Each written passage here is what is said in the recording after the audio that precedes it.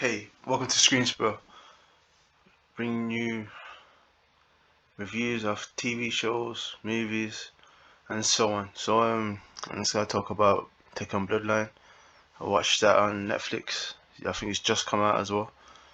I I gotta be honest, I really enjoyed it. To be honest, yeah, they managed to do a good job with it to me. They they made certain that they developed the story as well as the characters throughout the show, as well as showing how the character grows.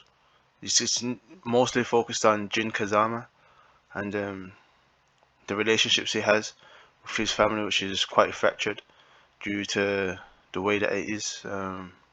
How he's raised by his mother until she she dies protecting him.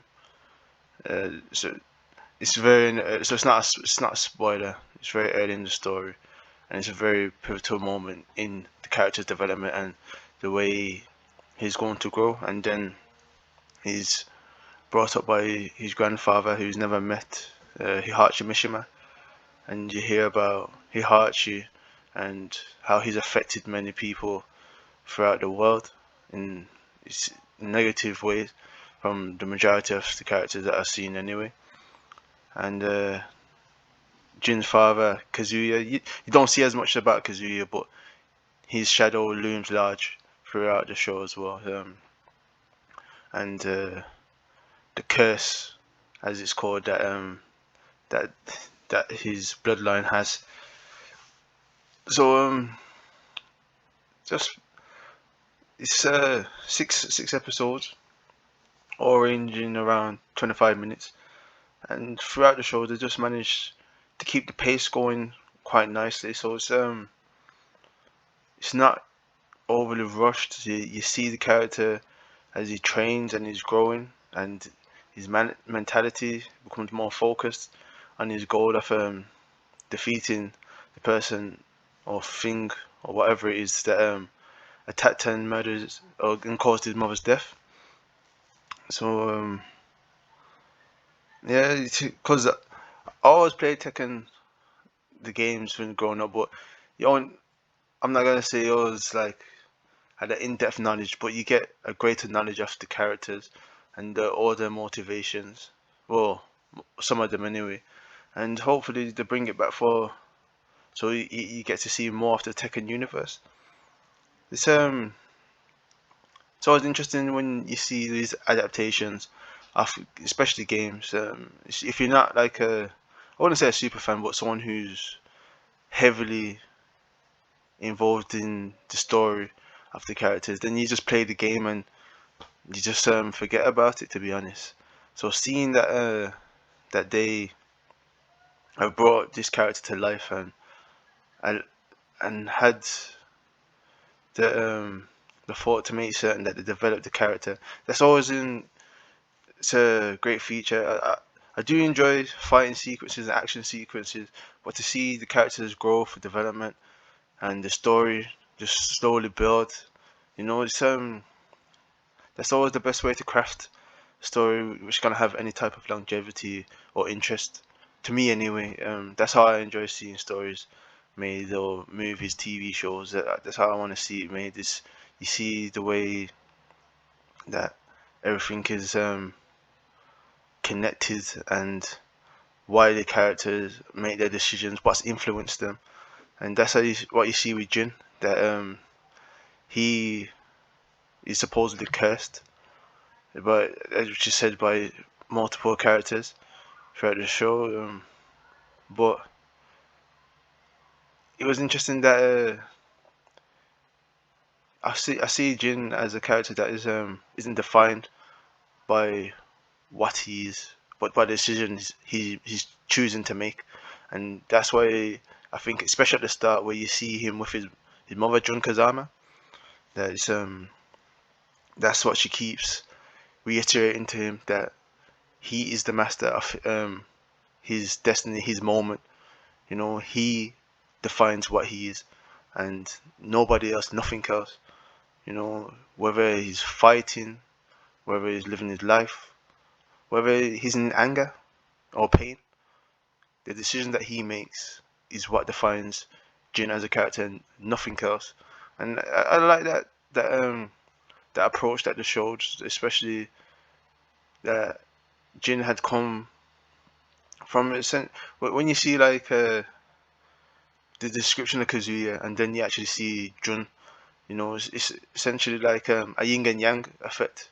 That's what he is, the living embodiment of of a character for me. It's that he was created by a yin and a yang, and he's influenced by both, but he makes decisions that define him, and that was a really good take that I feel like they made with his character, and no matter what, he wasn't going to allow outside influences to totally disrupt and define what he saw himself as he's you can see through his training that his grandfather Hihachi is trying to mold him into like a version of himself. And although he does take the training in and he builds himself up to make certain that he's strong enough to fight, there's always that the undercurrent of Jun always there, influencing him, making certain that he stays on the track that he believes in.